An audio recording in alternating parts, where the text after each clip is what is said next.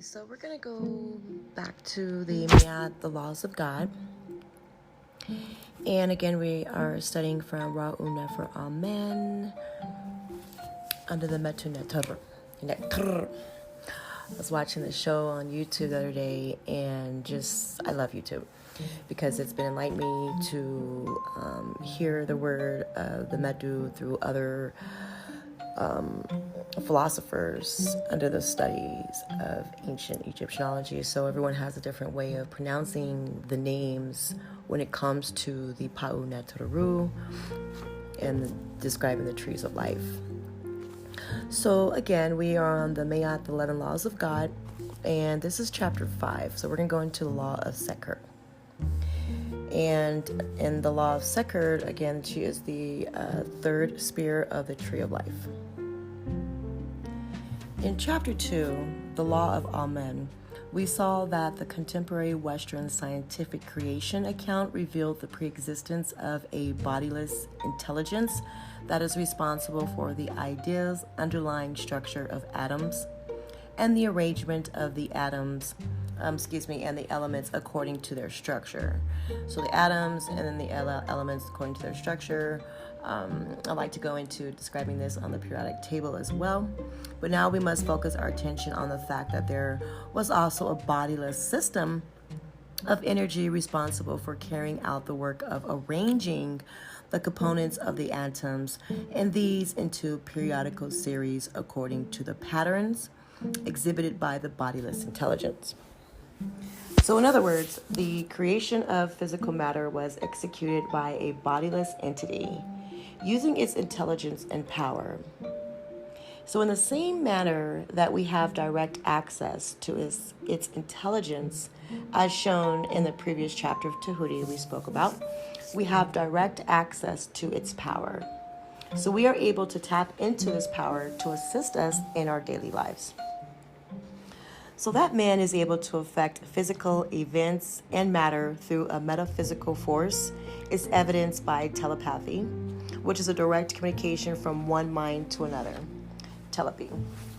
So telekinesis is the ability to alter the shape or position of physical matter through the mental means and clairvoyance, or the ability to see into past, future, and distant physical locations in the present, which have been attested by people of all walks of life and cultures from time immemorial and have received irrefutable scientific verification. So we must also place in the category of telekinesis and precognition and the ability possessed by all people to manipulate oracular devices. It is a physical force and subconscious intelligence pertaining to the spirit, the subconsciousness that manipulates the selection of divination, materials, the cowrie shells, the bones, the dices, the coins, the tarot cards, the hieroglyphics, etc.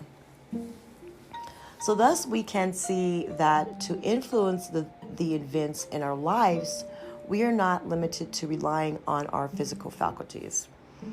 The variable communication and the physical action. So we have a metaphysical faculty at our disposal. So we'll come to see that not only is it more powerful than our physical faculties and means when used properly, so according to the 11 laws of God, they can overcome all possible oppositions and limitations that we may encounter.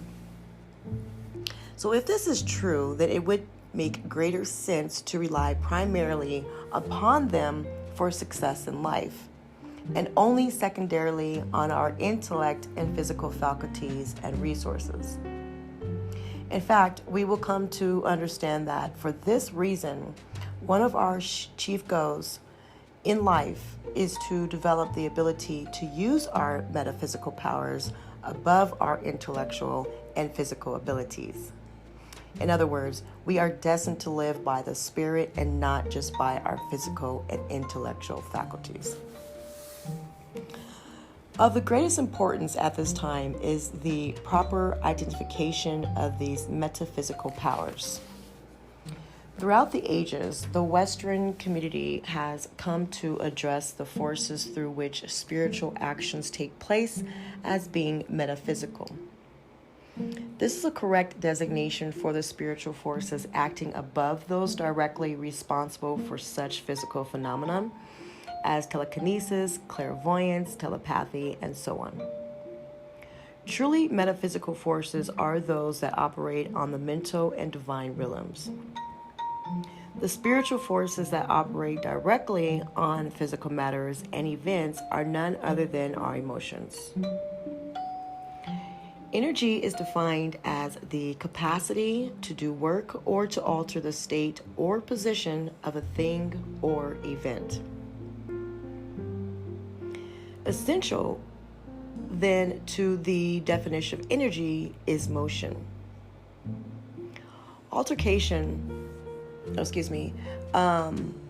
So we have an alteration that can only take place through movement, and that is what emotions do. So what we have to understand here is that our emotions are not limited to moving us to speak and take physical actions, but they can act directly in the world independently of our physical vehicle. So this is due to the fact that they are physical energies. This is why we can feel them and speak of them as our feelings. Yes. So what we call our emotions are expressions of the same energies that operate in the universe. Okay, follow me? So it is important to note that our spiritual power does not work by sheer force.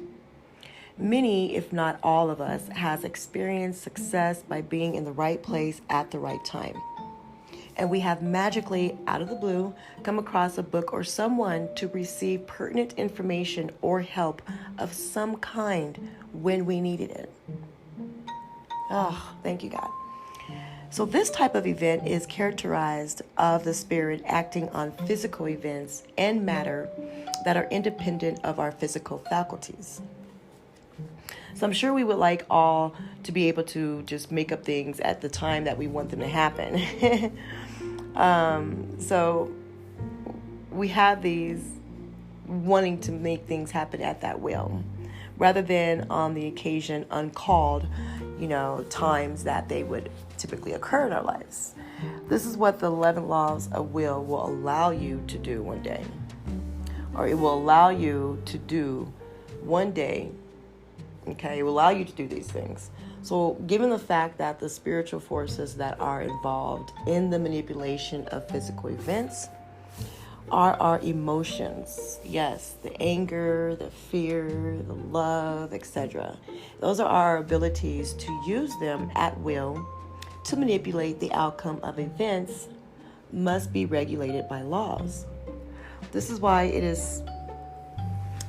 was said that before we can be made wise as serpents, we must be rendered harmless as doves. Because the serpent, those are the symbols of energies and their movement in serpent-like. So we must render harmless as doves in the symbol of inner peace, Hetep, Nirvana.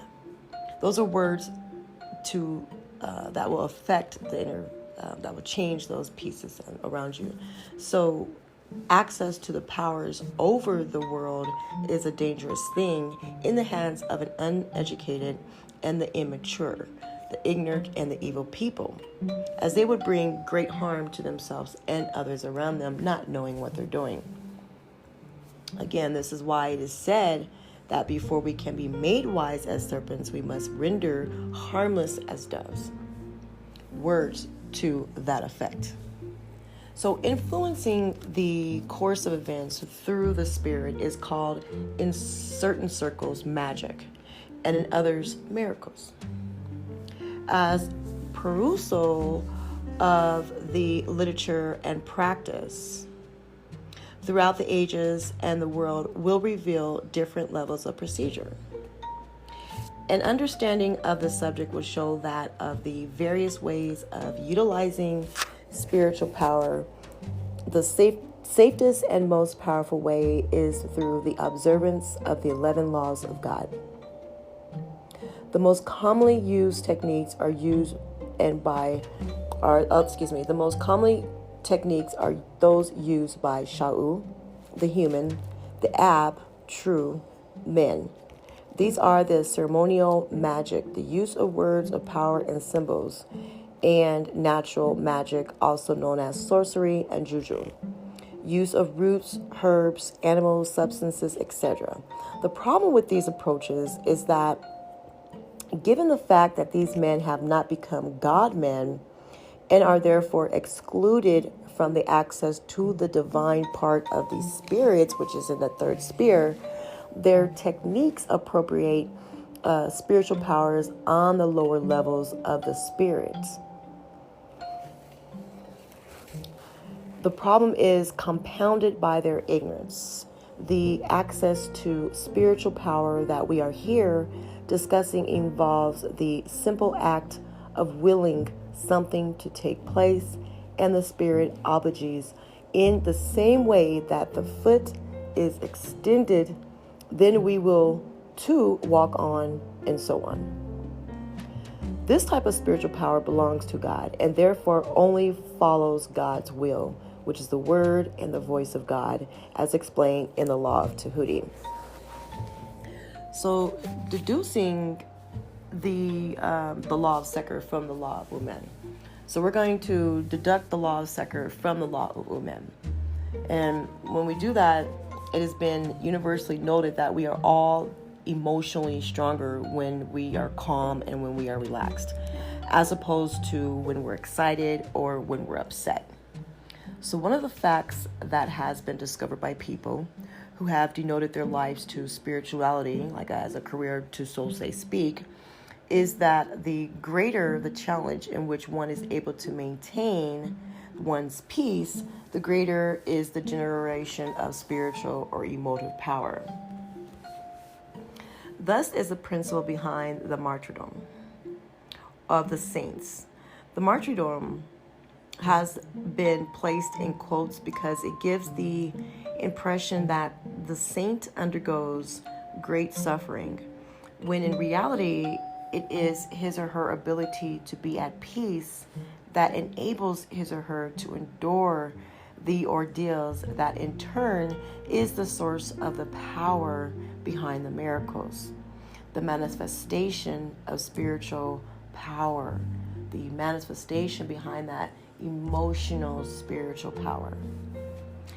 So it is important to realize that each and every time that we are confronted with a difficulty, the potential to intuit the knowledge and to tap into the spiritual power to deal with it is always present.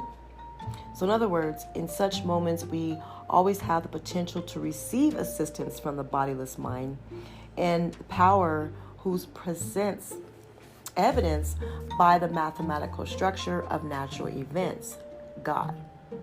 But our ability to make contact is blocked by our not being in harmony with the fundamental laws governing the use of the knowledge and the power that can thus be had. So we first be one with all so as not to use such knowledge and power in a matter that is detrimental to ourselves and others. And to be one with all, we must have transcended our emotional nature. You know, most people would not rather have obstructions and difficulties as part of their lives, of course. So we must understand that they are in our lives, not as mere occurrences, but by God's design. We were made for the purpose of becoming the vehicle of God's consciousness and will in the world. To qualify for this great honor, we must be pure, free of the negative and separative emotions of anger, fear, hatred, etc. As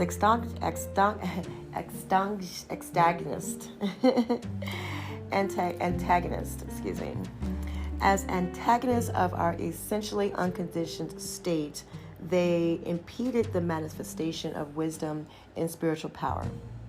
That's God expressing itself through us. We come to earth within our lives already planned. This is destiny. Planned for us are events entailing material losses, gains, difficulties, and cases, and a lot of ease. So they are all in the same. And any type can bring us pleasure and pain. And if we have not regained the peace, then the pleasure will eventually yield to pain. Success and failure in life must be looked at from a divine perspective. Don't worry. It takes into consideration your worldly needs and legitimate wants. Failure in life is not failing to make a career work or having a business failing. Success is not achieving your material goals. Success is achieving happiness. It is being able to flow from pleasure to peace, peace to pleasure. This can only happen through the observance of the 11 laws of God.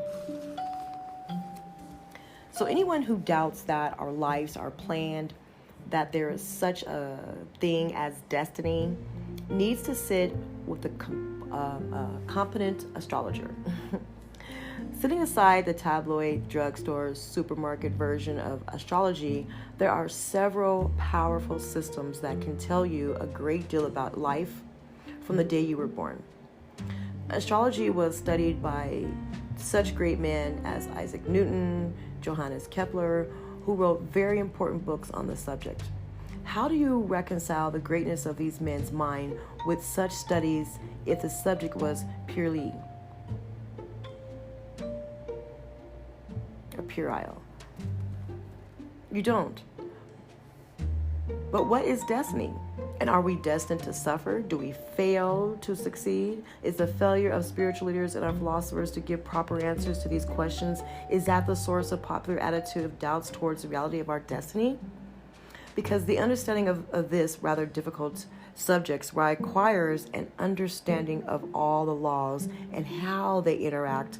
I will defer its discussion for the final chapters. And I do speak a lot of astrology if you go on my YouTube channel, and I will break down the astrological portion of it, especially when it dealing with the angels and the cards itself, and in comparison to the Netarus. So there is a law that governs the behavior of physical forces to the effect that for every action there is an equal reaction. This law applies to the behavior of spiritual forces. They exert a pull and push, extracting and repelling, and expanding and contracting effects on things in the physical world. Spiritual forces is able to overcome all resistance in the world for the reason that while nothing in the world is immovable, the peaceful core of our being is. So everything in the world gives except the Amen part of our being. From the standpoint of manifesting power, this is the reason for reclaiming the peace which is our nature. This is the reason for Narvina, for Hetep, for the Paunet, for the peace that we have within ourselves. Hotep, peace. Narvina, peace. So we must note at this point of a recursive relationship of the law of Sekher to the law of Amen, and it is that we can be at peace in any and all challenging situations because we are endowed with the potential to generate the spiritual power within ourselves to overcome them. Now, deducting the law of Sekher from the law of Usar now. So if the greatest challenge in the world assists one in generating the greatest power met with peace, then the situation is beneficial. It is not against one, but one with the person. We must take note at this point of a recursive relationship of the law of Sekher to the law of Usar, and that it is that we can relate to any and all challenging situations as not being against us, because we are endowed with the potential to generate the spiritual power to overcome them, right? And again, it's like we said the same thing with the Usar, or Amen. And it is that we can be at peace in any and all challenging situations because we are endowed with the potential to generate the spiritual power to overcome them. again, as we say in the Sekher to law of Usar, and that is that we can relate to any and all challenging situations as not being against us, because we are endowed with the potential to generate the spiritual power to overcome them. So the deduction of the law of Sekher from the law of Tahuti now. So scientists are able to propose laws explaining the behavior of forces of nature, heat, light, magnetism, gravitation, when you're gravitating, etc. But it is important to keep in mind that this scientific ability is not an act of creation carried out in the mind of the scientist, but an act of cognition of the information that has guided the behavior of the forces. Man's quantitative and qualitative reasoning about natural phenomena is due to the fact that the natural events are based on quantifiable patterns or designs in nature. Wisdom, God's intelligence, and God's spiritual power are therefore two poles.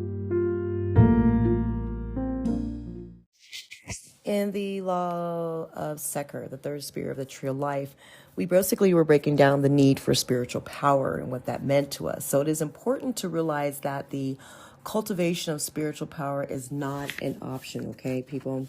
But within all of us is a drive for the empowerment that will assist us in the accomplishment of our worldly tasks, or the fear that accompanies the sense of impotence in the face of overwhelming challenges. It is hoped that psychologists and sociologists will one day come to realize that this is the ill response to this urge that is the driving force that leads the powers to be in the world in their acts of conquest and empiring building. Deep inside of them is the belief that only by controlling at all costs the lives and resources of others can they attain the security, red happiness that they covet for themselves and their kin.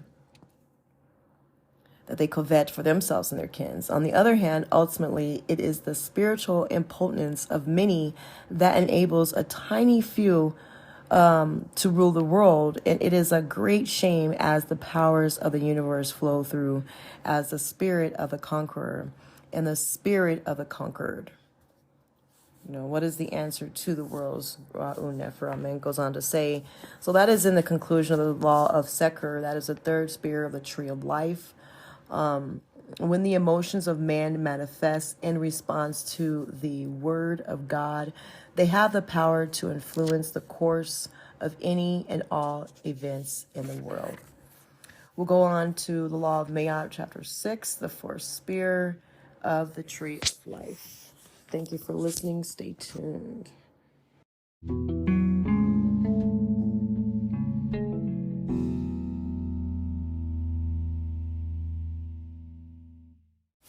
Welcome back, Spotify and iTunes and my podcast listeners. I just realized the other day, I am just out there on a lot of different platforms with this particular podcast, and that makes me feel really good. So it makes me feel the need to keep going and trial myself through these changes that I am learning and teaching, not only myself, my friends and my family and people around me as well. And it's just made a huge impact on my life in the last year or two that I started really going under the studies of Ra'u Nefer. Amen. And it's very challenging, and you have to be very disciplined. And I said it with such comedy because there's no time. It's really simple. It's almost like easy money. And every time I look at this, I'm like, what are you doing? But I love sharing this information to my listeners because it works and it's beautiful. I mean, I had people tell me you make it look so easy. And I'm like, when you find out the happiness and what happiness really means to you, it's not how much materialistic things you have. God is a very immaterial being, and it's the many of the material things around us that have gotten us to act and become the people that we are. And when it comes to gluttony, when it comes to too much power and control and destroying it in all the wrong factors. I mean, to be a powerful being is one thing, but to use it against others, like we were saying in the last chapter when we went through describing Sekher and how the world just tends to use that in the wrong way, it's just painful because you want to see everyone happy. And that's just the way the world was built, to make sure everyone had that piece of happiness. So, like I said, I appreciate my listeners and those following in and tuning in with me on Understanding Kim Tech. So thank you. Appreciate you.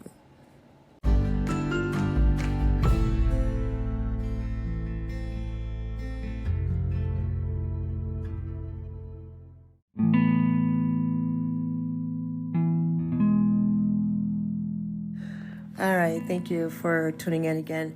We are on chapter 6 of the Laws of God, or the Maat. This is the fourth spear. So Maat is the fourth spear, the tree of life, manifest in man's spirit as the universally felt need for order law. To the spiritually immature law or order is put in place through rules backed by cohesive force for the purpose of achieving social peace and harmony. It is unfortunate that almost 6,000 years of recording history has not dispelled this fallacy. It must be understood that the rules constituting man's laws and supposedly God's law as well are based on the belief that the human represents the totality of men, the kind of man, the inferior or the sha'u man. In spite of the highly touted theory of evolution presents men as seen in the majority of people is not viewed as an evolving but finished product. Instead of giving rules, the goal of law would be achieved by subjecting all people on earth to a program of spiritual cultivation based on the laws of the law of the spirit. Yes. And in the place of appealing to cohesive force, which history has shown not to work, people should be taught to love. I thought about that. I was like, so I actually am going to have this, working on this 11 laws of Maat, the laws of God, and then we'll get into working on the principles of the have-nots. I'm sure a lot of you guys have heard of the have-nots, or well, I have not. 42 principles under that. And this right now we are speaking of, again, the laws of God. But within that divinity of laws and the 42 principles of Maat's laws, these are the netarus that encompasses the body of that law. All right, so Maat, going on, says, love is a most understood force of emotion. It is giving, seeking nothing in return. It has to be. So if it is, as most say, an expression of selflessness, it has nothing to do with sex.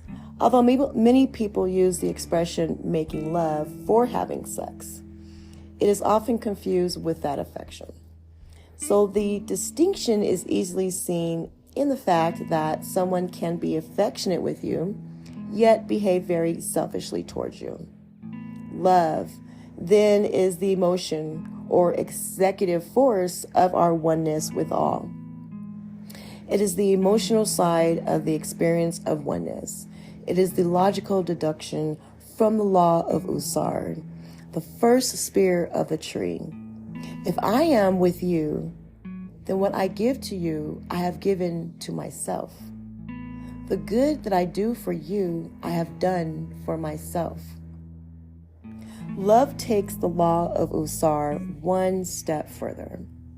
So according to law of Usar, a person must not interpret the negative actions of another as being against him or her.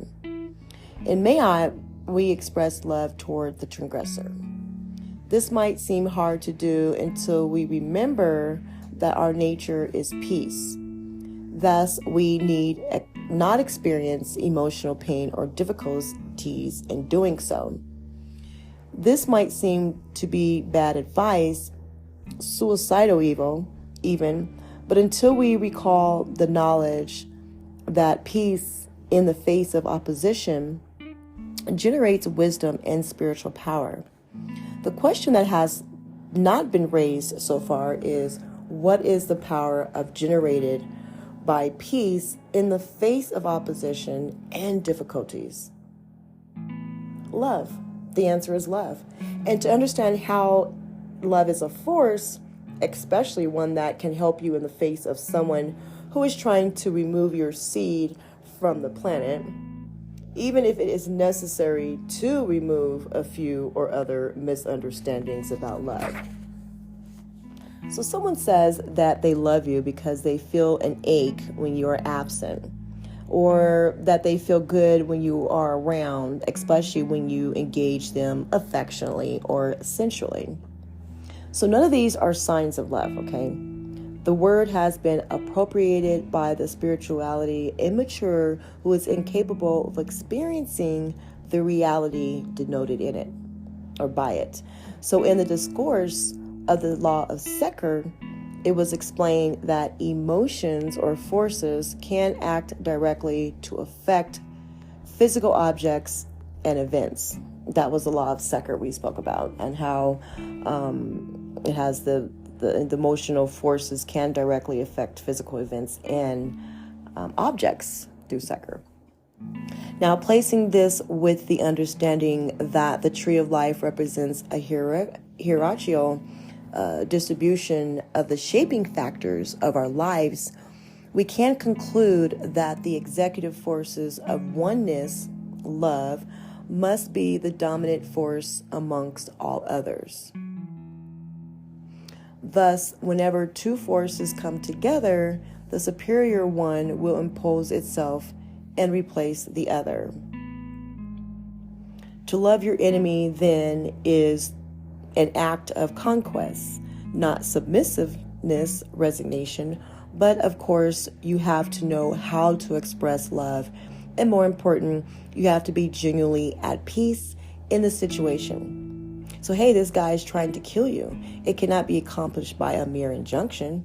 So this is the result of a lengthy process of spiritual cultivation. It is criminally irresponsible to tell the spirituality and intellectually and morally immature person to love his enemies. Now, this is a principle that requires 10 others to be awakened in the spirit of the person in order to safely and effectively put it into play. So the problem is not about how one goes about loving one's enemies, but many people believe that love is something that is directed to this, or that person becomes that many people believe that love is something that is directed to this or that person because they have mistaken it for affection. The spiritual goal of Maat is to become a loving person. Just not loving this or that person, but this has developed a heart that is filled with love for all, as an emotional expression of the oneness with all manifested as Osar. So since oneness encompasses those who will try to act against you, so must your all-encompassing love. So since oneness encompasses those who will try to act against you, you must your all-encompassing love. So in other words, love properly understood is the emotional reflection of oneness.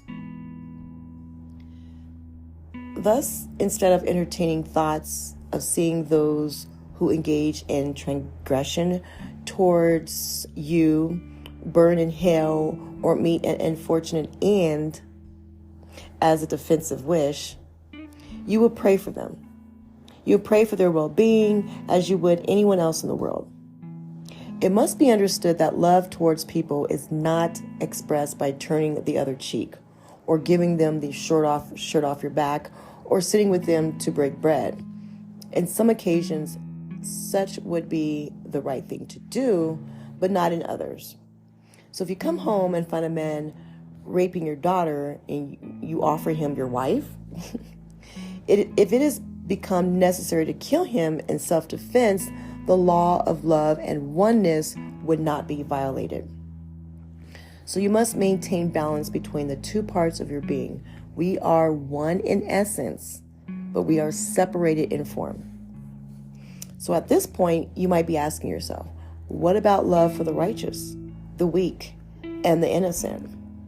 We must go back to a principle explained in the law of Sekher and Pt.3 that states that power and wisdom is not generated unless there is a genuine demand for them. Okay, it has to be a genuine demand for me to actually make any shape or transition in this event or this next form. So, and that genuine demand is provided by the adversity and difficulties in life. So therefore, while it is good to express our love for family and the righteousness, etc., such actions do not accrue wisdom. They do not accrue wisdom and power to us, okay? So it is the love that flows from the peace that has to be summoned in adversity that manifests then the ability to act as an independent force in the world. So this love flows from the divine part of our being, while the love that is expressed for those who do not pose us a challenge for us flows from that human part of our being. So the love from the godly part of our being is a power that subdues the unrighteousness, you see.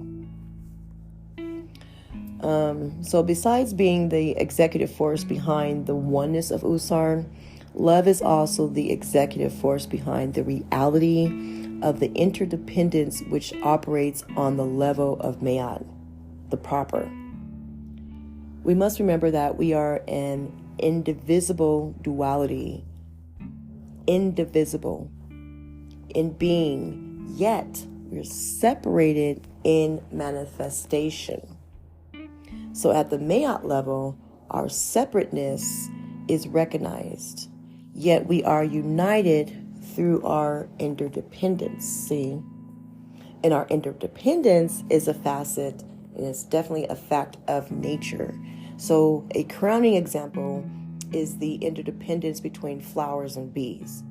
Flowers, as we know, are either female or male, and therefore require outside help in order to reproduce. The fun goes to the bees, and it is their job to transport the pollen from the male flowers to the females. This occurs as they go from flower to flower, collecting their food, the nectar and the pollen, to ensure that the bees will find them. The flowers then secrete their alluring perfume that can be detected for miles by the bees. And it's obvious that the flowers and bees were created with each other definitely in mind, so neither can survive with one without the other. And what about the thousands of other creatures that depend on that same type of relationship for survival? So given that they are the upstream on the food chain, and at this point, we must ask some very important questions. Like, did this relationship come about through intelligence residing in the bees and the flowers, or did it come from the source outside of them? So if the intelligence resides inside these creatures, okay, then man's claim to supremacy on earth is in the serious trouble right now. So, and we can replicate countless examples of such interdependence throughout nature as we see it in the cycles of water, carbon dioxide, nitrogen, protein, etc. So once more again, so I don't make that too confusing.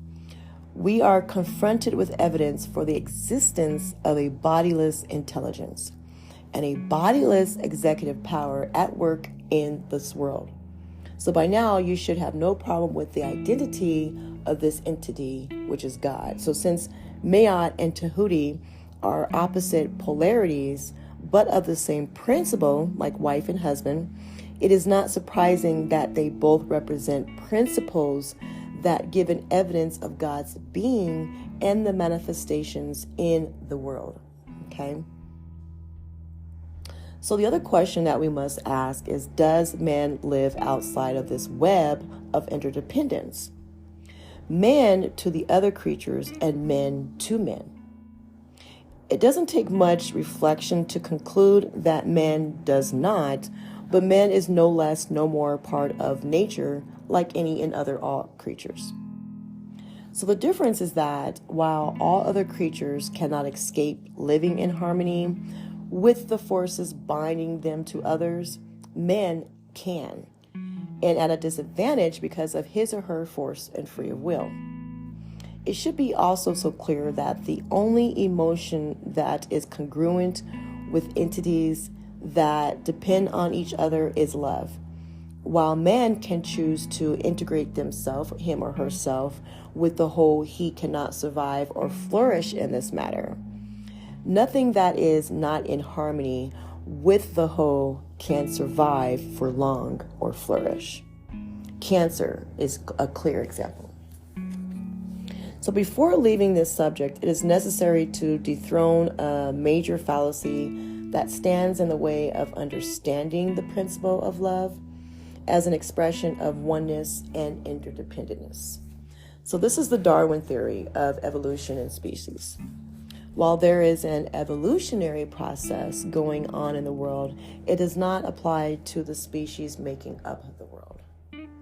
So Darwin arrived at this theory from the perception that the world is made up of creatures that can be arranged in a progressive order of complexity along a timeline. And again, we did not come from monkeys. But the same can be said of living things, which are made up of cells of different levels of complexity. So on the other hand, biologists concluded that the cells in a creature are as simple or complex according to the functions they are carrying out as parts of a whole. Platelets, for example, are not primitive cells, but they will eventually evolve into a complex form. Their simple nature conforms to their role in the body. The brain cells are not highly evolved cells, so their complex nature conforms to their function. We can and must say that the same about the creatures making up the world. So if bees evolved, if flowers evolved, if nitrogen fixing bacteria and beings evolved, what would happen to the thousands of creatures, including men, up the food chain, right? So if plants evolved, what would happen to animals, which are incapable of making their own food or preparing oxygen for animal consumption, and so on.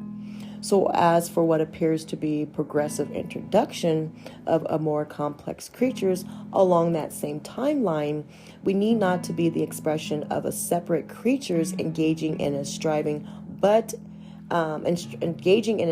by and for themselves, but a gradually unfolding of the components of a developing being as seen in the fetal process, where complex cells and tissues evolve from simpler ones as integral and interdependent parts of a whole. And we learned a little that in science, but it's a shame that the theory of evolution has not been revisited from the level of genetics, which reveals very little evolutionary development, but between the blueprints of primitive and highly evolved creatures. So mirroring this is the fact that the entire genetic blueprint of a creature is encoded even in all of its cells, from the simplest to the most complex. So viewed from another perspective, the interdependence translates into the expression of need and its fulfillment through sharing, so that people need each other and should share it readily understood. But what is not recognized by most people is that God needs man as much as man needs God. Now, this is not recognized by people who view God as an omnipotent being that makes the world and man and deals with the world from the outside. So let's recall what was said in chapter 1 regarding God's purpose for creating the world. That God creates the world in order to experience life and creates man as the vehicle of its consciousness in the world once the latter has completed its spiritual development, its complete evolution. Man completes his or her evolution in the present physical form. There is no need to go through a species of change. It is his spiritual vehicle that is evolving. It must always be kept in mind that the spirit is composed of 7 divisions. Most people have only evolved the lower 3 and part of the 4th. This is what accounts for people's behavior. It has 7 different spiritual vehicles and divisions in there. Therefore, God cannot come into the world to fulfill its reasons for creating it unless men complete their spiritual development. I'm going to say it again. God cannot come out into the world to fulfill its reasons for creating it unless men complete their spiritual development. So on the other hand, or on the other side, a man or a woman, they cannot attain happiness, enjoyment of life unless they develop themselves to become the vehicles of God. For example, become that God woman, become that God man. So without the transcendental peace of all men, there will always be suffering. Without the wisdom, God's omniscience, there will always be errors leading to suffering. Without spiritual power, God's omnipotence, there will always be failure in undertaking. And without these attributes, the oneness with all will be merely words and enmity. The lack of oneness will be our lot. Yes, God is omnipotent, but will not force man to become his worldly vehicle. God has left that up to man to choose. And let it to be understood now that it is only in joyful choosing to become God's living temple on earth and in the spirit world that man can show his love for God. But exercising this choice is easier said than done. And its fulfillment requires the elimination of all patterns in the spirit that are contrary to the laws of God. And these are the conditionings that manifest our anger, our fear, the greed, the selfishness, the hatred, the jealousy, the envy, the lust, the vulnerability to temptations and emotions, the reliance on one mind in place of the word of God, and so on.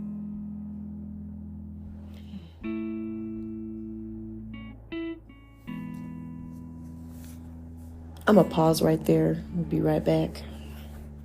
It's getting a little deep here. I need some water.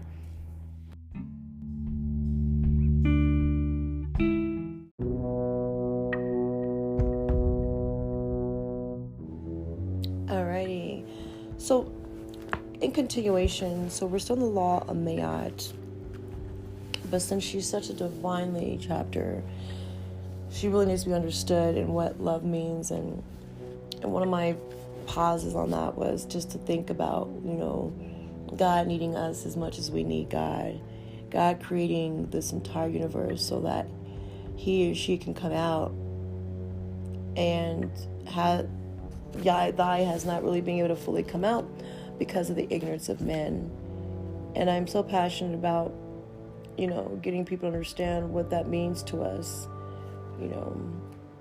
what that really, really means to us, to give back to the one who created something so beautiful for us. How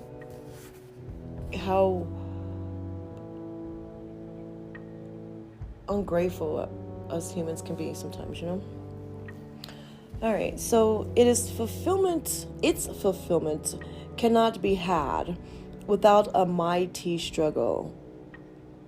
And this is the law of Maat. So we're speaking right now on the law of Maat in the fourth spirit of the tree of life.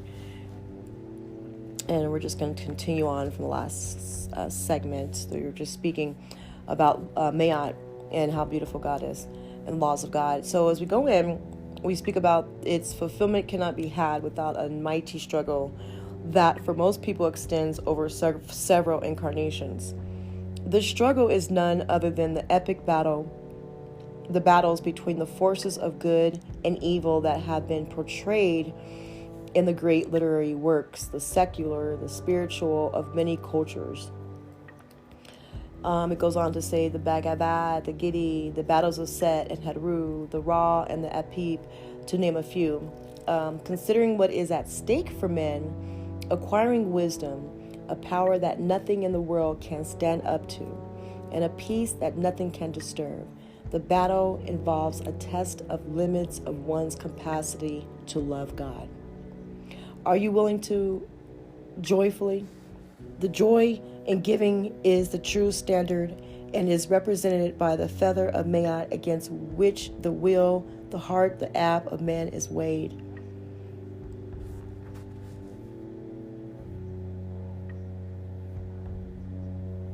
Acquiring what is at stake for man, acquiring wisdom, acquiring a power that nothing in the world can stand up to, and a peace that nothing can disturb.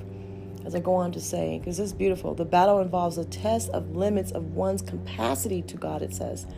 Are you willing to do that?